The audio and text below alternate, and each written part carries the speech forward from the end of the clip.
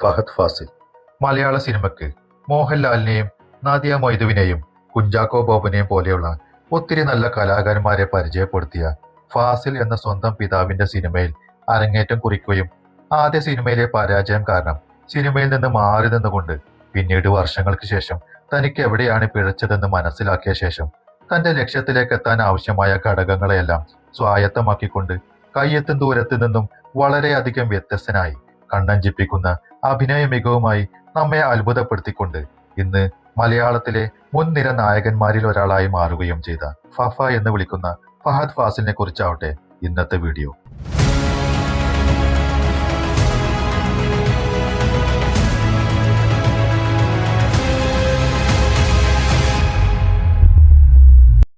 ആയിരത്തി 1982 ഓഗസ്റ്റ് 8 ആലപ്പുഴയിൽ പ്രശസ്ത സംവിധായകനായ ഫാസിലിന്റെയും ഭാര്യ റോസിനയുടെയും മകനായാണ് അബ്ദുൽ ഹമീദ് മുഹമ്മദ് എന്ന ഫഹദ് ഫാസിലിന്റെ ജനനം. അദ്ദേഹത്തിന് 2 സഹോദരിമാരും ഒരു സഹോദരനുമുണ്ട്. സഹോദരൻ ഫർഹാനും അഭിനേതാവാണ്. ആലപ്പുഴ STV സെൻട്രൽ സ്കൂൾ, ഊട്ടിയിലെ ലോറൻസ് സ്കൂൾ, തൃപ്പൂണിത്തുറയിലെ ചോയ്സ് സ്കൂൾ ഇവിടെ നിന്നെല്ലാം പ്രാഥമിക വിദ്യാഭ്യാസം നേടിയ ശേഷം ആലപ്പുഴ ST കോളേജിൽ നിന്ന് ബാച്ചിലേഴ്സ് ഡിഗ്രിയും പിന്നീട് അമേരിക്കയിലെ മയാമി യൂണിവേഴ്സിറ്റിയിൽ നിന്ന് മാസ്റ്റേഴ്സ് ബിരുദവും നേടി. 2002 പിതാവായ ഫാസിലിന്റെ കയ്യെത്തും ദൂരത്ത് എന്ന സിനിമയിലൂടെയാണ് അദ്ദേഹം തന്റെ ആക്ടിംഗ് കരിയർ ആരംഭിക്കുന്നത്. അനിയത്തി പ്രാവിലൂടെ കുഞ്ചാക്കോ ബോബനെ കൊണ്ടുവന്ന് ഹിറ്റാക്കിയ പോലെ പക്ഷെ മകനെ വെച്ച് അങ്ങനെ ഒരു വിജയം നേടാൻ ആ സിനിമക്കായില്ല. അതൊരു വൻ പരാജയമായി. ആദ്യ ചിത്രത്തിന്റെ പരാജയത്തെ തുടർന്ന് കുറച്ചു വർഷങ്ങൾ അദ്ദേഹം സിനിമയിൽ നിന്ന് വിട്ടുനിന്നു.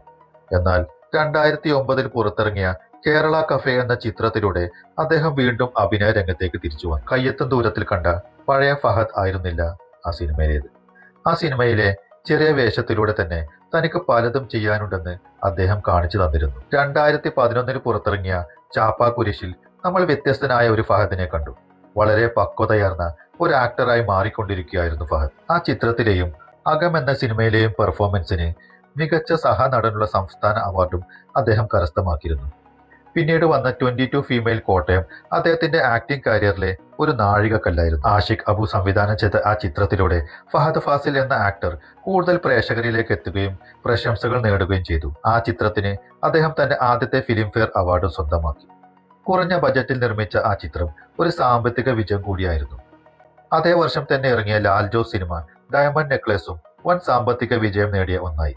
അതിലെ ഡോക്ടർ അരുൺ കുമാർ എന്ന കഥാപാത്രത്തെയും വളരെ മികച്ച രീതിയിൽ അദ്ദേഹം അവതരിപ്പിച്ചിരുന്നു. ഇതിനിടയിൽ Indian rupees, Pramani, cocktail, tournament, best of luck എന്നിങ്ങനെയുള്ള സിനിമകളിൽ സപ്പോർട്ടിംഗ് റോളുകളും ചെയ്തിരുന്നു അദ്ദേഹം. പിന്നീട് 2013 രാജീവ് രവി ചിത്രം അന്നയും റസൂലും, VK പ്രകാശ് ചിത്രം നത്തോലി ഒരു ചെറിയ മീനല്ല, റെഡ് വൈൻ, ലിജോ പെലിശ്ശേരി ചിത്രം ആമേൻ, മമ്മൂട്ടിയുടെ ലാൽ ജോസ് ചിത്രം ഇമാനുവൽ, ശാലിനി ഉഷാ നായരുടെ അകം എന്നീ ചിത്രങ്ങളും ശ്രദ്ധേയമായിരുന്നു. ആമേൻ, അകം എന്നീ സിനിമകൾ ഒട്ടേറെ നിരൂപക പ്രശംസകൾ നേടിയവയായിരുന്നു. അകം എന്ന സിനിമ ദുബായ് ഇന്റർനാഷണൽ ഫിലിം ഫെസ്റ്റിവലിലും ഷാങ്ഹായ് ഇന്റർനാഷണൽ ഫിലിം ഫെസ്റ്റിവലിലും international film festival of Kerala എന്നിവിടങ്ങളിലും പ്രദർശിപ്പിക്കുകയുണ്ടായി. അതേ വർഷം ഷൈജു ഖാലിദ്, സമീർ താഹിർ, ആഷിഖ് അബു, അമൽ നീരദ്, അൻവർ റഷീദ് എന്നീ 5 സംവിധായകർ ചേർന്നിറക്കിയ 5 സുന്ദരികൾ എന്ന സിനിമയും ശ്രദ്ധിക്കപ്പെടുകയുണ്ടായി. പിന്നീട് AV ശശിധരൻ സംവിധാനം ചെയ്ത ഒളിപ്പോര്, ശ്യാമപ്രസാദ് ചിത്രം ആർട്ടിസ്റ്റ് ഇവയും ശ്രദ്ധേയമായി. ആർട്ടിസ്റ്റിലെ അഭിനയത്തിന് മികച്ച നടനുള്ള സംസ്ഥാന അവാർഡും ഫഹദ് കരസ്ഥമാക്കിയിരുന്നു. പിന്നീട് അതേ വർഷം ബെസ്റ്റ് ഫീച്ചർ ഫിലിമിനുള്ള നാഷണൽ അവാർഡ് നേടിയ നോർത്ത് 24 കാതം എന്ന അനിൽ രാധാകൃഷ്ണ മേനോൻ ചിത്രത്തിലെ അഭിനയത്തിനും സംസ്ഥാന അവാർഡും ഫിലിംഫെയർ അവാർഡും ഫഹദ് കരസ്ഥമാക്കി. പിന്നീട് ഇറങ്ങിയ സത്യനന്ദിക്കാട് ചിത്രം ഒരു ഇന്ത്യൻ പ്രണയകഥയും വളരെ മികച്ചതായിരുന്നു. മോഹൻലാൽ ചിത്രം ദൃശ്യത്തിന്റെ കൂടെ ഇറങ്ങിയത് കൊണ്ട് തന്നെ ഒരു വൻ ഹിറ്റ് മൂവി ആയില്ലെങ്കിലും സാമ്പത്തികമായി വളരെയധികം വിജയം നേടിയ ചിത്രമായിരുന്നു അത്. പിന്നീട് ഇറങ്ങിയ Arun Kumar movie 1/2, Vasudevan Sanal movie God's own country എന്നീ ചിത്രങ്ങൾ അത്ര ശ്രദ്ധിക്കപ്പെടാതെ പോയി. പിന്നീടാണ് 2014 അഞ്ജലി മേനോൻ സംവിധാനം ചെയ്ത ദുൽഖർ ചിത്രം ബാംഗ്ലൂർ ഡേയ്സിന്റെ വരവ്. അതൊരു ബ്ലോക്ക് ബസ്റ്റർ മൂവിയായിരുന്നു. അതിലെ ദാസ് എന്ന ശിവദാസിനെയും ഫഹദ് വളരെ നന്നായി പ്രേക്ഷകരിലേക്ക് എത്തിച്ചിരുന്നു. അതേ വർഷം പുറത്തിറങ്ങിയ അമൽ നീരദ് ചിത്രം ഇയോബിന്റെ പുസ്തകം വളരെയധികം ജനശ്രദ്ധ നേടിയ ഒന്നായിരുന്നു. നിരവധി അവാർഡുകൾ വാരിക്കൂട്ടിയ ആ ചിത്രത്തിന് ഏഷ്യാനെറ്റ് ഫിലിം അവാർഡും ഫഹദിന് ലഭിച്ചിരുന്നു. അതിലെ അലോഷി എന്ന കഥാപാത്രത്തെ അദ്ദേഹം വളരെയധികം മികച്ചതാക്കിയിരുന്നു. കൂടാതെ അമൽ നീരദിന്റെ സംവിധാനവും ഛായാഗ്രഹണം കൊണ്ടും അതൊരു നല്ല ദൃശ്യാനുഭവം കൂടിയായിരുന്നു. പിന്നീട് ഇറങ്ങിയ സന്തോഷ് നായർ ചിത്രം മണിരത്നം, ജെയിംസ് ആൽബർട്ട് ചിത്രം മറിയമുക്ക്, വിനോദ് സുകുമാരൻ ചിത്രം ഹരം, വിനോദ് കുമാർ ചിത്രം അയാൾ ഞാനല്ല, അബി വർഗീസ് ചിത്രം മൺസൂൺ മാംഗോസ് എന്നിങ്ങനെ കുറച്ച് ചിത്രങ്ങൾ ശ്രദ്ധിക്കപ്പെടാതെയും പോയി. 2016 ദിലീഷ് പോത്തൻ ഫഹദ് ഫാസിൽ കോംബോയ്ക്ക് തുടക്കം കുറിച്ച മഹേഷിന്റെ പ്രതികാരം റിലീസാവുന്നത്. ഫഹദിന്റെയും ദിലീഷ് പോത്തന്റെയും എക്കാലത്തെയും മികച്ച ചിത്രങ്ങളിൽ ഒന്നായിരുന്നു മഹേഷിന്റെ പ്രതികാരം. മികച്ച ചിത്രത്തിനുള്ള ദേശീയ പുരസ്കാരവും സംസ്ഥാന അവാർഡുകളും അടക്കം ഒട്ടനവധി അവാർഡുകൾ വാരിക്കൂട്ടിയ ചിത്രമായിരുന്നു മഹേഷിന്റെ പ്രതികാരം.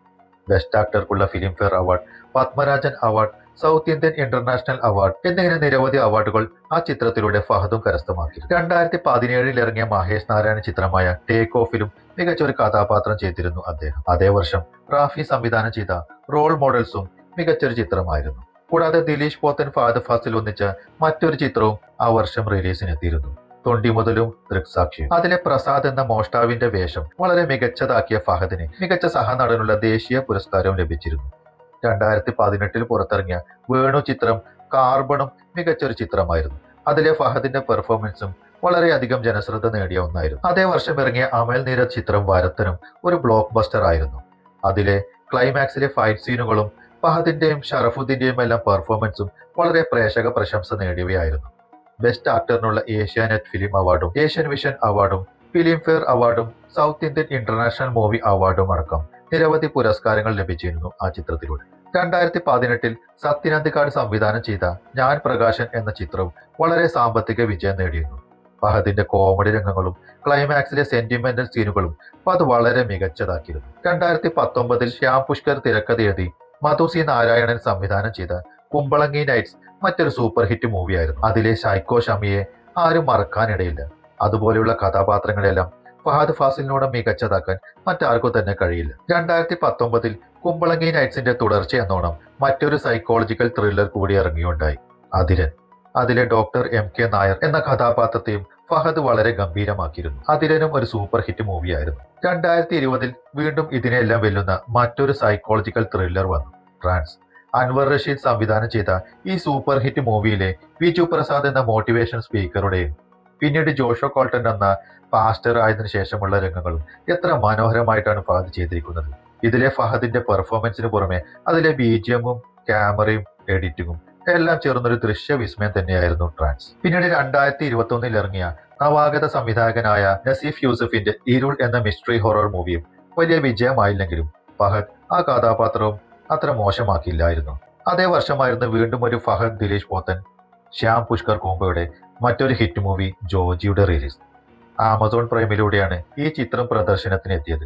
വൻ പ്രേക്ഷക പ്രശംസ നേടിയ ആ സിനിമയിലെ ജോജിയെ വളരെ കൃത്യതയാർന്ന അഭിനയത്തിലൂടെ ഫഹദ് മികച്ചതാക്കി. കൂടാതെ മഹേഷ് നാരായണ ചിത്രമായ മാലിക് എന്ന ചിത്രവും വളരെയധികം മികച്ച ഒന്നായിരുന്നു. പക്വതയാർന്ന അഭിനയത്തിലൂടെ ഫഹദ് ആ കഥാപാത്രത്തെയും കരിയറിലെ മികച്ച ഒന്നാക്കി മാറ്റി. പിന്നീട് സാജുമോൻ പ്രഭാകർ മഹേഷ് നാരായണ ടീമിന്റെ മലയൻ കുഞ്ഞ്, സത്യൻ അന്തിക്കാടിന്റെ മകൻ അഖിൽ സത്യന്റെ ആദ്യ സംവിധാന ചിത്രമായ പാച്ചുവും അത്ഭുത വിളക്കും, പവൻകുമാർ ചിത്രം ധൂമം എന്നീ ചിത്രങ്ങളും വലിയ മോശമല്ലാത്ത സിനിമകളായിരുന്നു. 2024 ജിത്തു മാധവൻ മൂവിയായ ആവേശം റിലീസായത്. ആ ചിത്രം വൻ ഹിറ്റായെന്ന് മാത്രമല്ല അതിലെ രംഗണനും അതിലെ പാട്ടുകളും എല്ലാം തന്നെ പ്രേക്ഷകർക്കിടയിൽ വൻ സ്വീകാര്യത നേടിയ ഒന്നായിരുന്നു. പിന്നീട് ഇറങ്ങിയ അമൽ നീരദ് സൈക്കോ ത്രില്ലർ ബൊഗൈൻ വില്ലയിലും മികച്ചൊരു കഥാപാത്രത്തെ അദ്ദേഹം അവതരിപ്പിച്ചിരുന്നു. മലയാളത്തിന് പുറമെ തമിഴിലും തെലുങ്കിലും വളരെ നല്ല വേഷങ്ങൾ ചെയ്യുകയുണ്ടായി ഫഹദ്.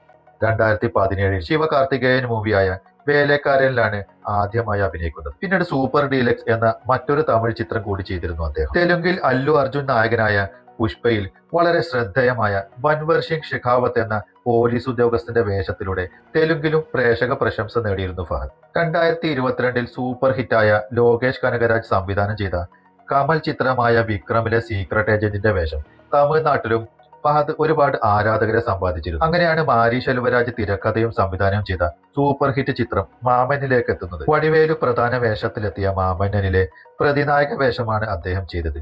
ആ കഥാപാത്രത്തെ അവിസ്മരണീയമാക്കിയിരുന്നു ഫഹദ് ഫാസിൽ. പിന്നീട് രജനികാന്ത് ചിത്രം വേട്ടയാനിലും നല്ലൊരു വേഷം തന്നെ അദ്ദേഹത്തിന് ലഭിച്ചിരുന്നു. 2025 വീണ്ടും വടിവേലുവിനൊപ്പം മാരീഷൻ എന്നൊരു മറ്റൊരു ചിത്രത്തിലും വളരെ ശ്രദ്ധേയമായ ഒരു വേഷം ചെയ്തിരുന്നു അദ്ദേഹം. ഫഹദിന് ലഭിച്ച അവാർഡുകൾ നോക്കിയാൽ 4 സംസ്ഥാന അവാർഡുകളും ഒരു നാഷണൽ അവാർഡും അടക്കം നിരവധി അവാർഡുകൾ ചുരുങ്ങിയ കാലത്തിനിടയ്ക്ക് നേടിയിട്ടുണ്ട് അദ്ദേഹം. നടിയും അവതാരകയുമായ നസ്രിയയാണ് ഫഹദിന്റെ ജീവിത പങ്കാളി. 2013 ബാംഗ്ലൂർ ഡേയ്സ് എന്ന ചിത്രത്തിന്റെ ഷൂട്ടിങ്ങിനിടയിൽ നസ്രിയയുമായി പ്രണയത്തിലാവുകയും തുടർന്ന് 2014 അവരെ ജീവിത സഖിയാക്കുകയും ചെയ്തു. തുടക്കത്തിൽ നേരിട്ട പരാജയത്തിൽ നിന്നും പാഠങ്ങൾ ഉൾക്കൊണ്ടുകൊണ്ട് തന്റെ പോരായ്മകൾ എന്തൊക്കെയെന്ന് മനസ്സിലാക്കി സൂക്ഷ്മാഭിനയത്തിന്റെ ബാലപാഠങ്ങൾ സ്വയം ഗ്രഹിച്ച് ഇന്ന് മലയാള സിനിമയിലെ മുൻനിര താരങ്ങളിൽ ഒരാളായി മാറിയ ഫഹദ് ഫാസിൽ മറ്റുള്ളവർക്കും ഒരു മാതൃക തന്നെയാണ്. 2024 ഒരു പൊതുവേദിയിൽ വെച്ച് ഫഹദ് തനിക്ക് ADHD അഥവാ attention deficit hyper activity disorder എന്ന രോഗം സ്ഥിരീകരിച്ചതായി വെളിപ്പെടുത്തിയിരുന്നു. എന്തായാലും അതിൽ നിന്നെല്ലാം മുക്തനായി ഇനിയും സൈക്കോ ഷമ്മിയെ പോലെയുള്ള, ജോർജിയെ പോലെ, മഹേഷ് ഭാവനെ പോലെയുള്ള ഒത്തിരി നല്ല കഥാപാത്രങ്ങളുമായി എന്നെന്നും വെള്ളിത്തിരകിൽ തിളങ്ങി നിൽക്കട്ടെ എന്ന് ആശംസിച്ചുകൊണ്ട് ഈ വീഡിയോ ഇവിടെ അവസാനിപ്പിക്കട്ടെ. മറ്റൊരു താരത്തിന്റെ ജീവിത കഥയുമായി വീണ്ടും കാണാം. നന്ദി, നമസ്കാരം.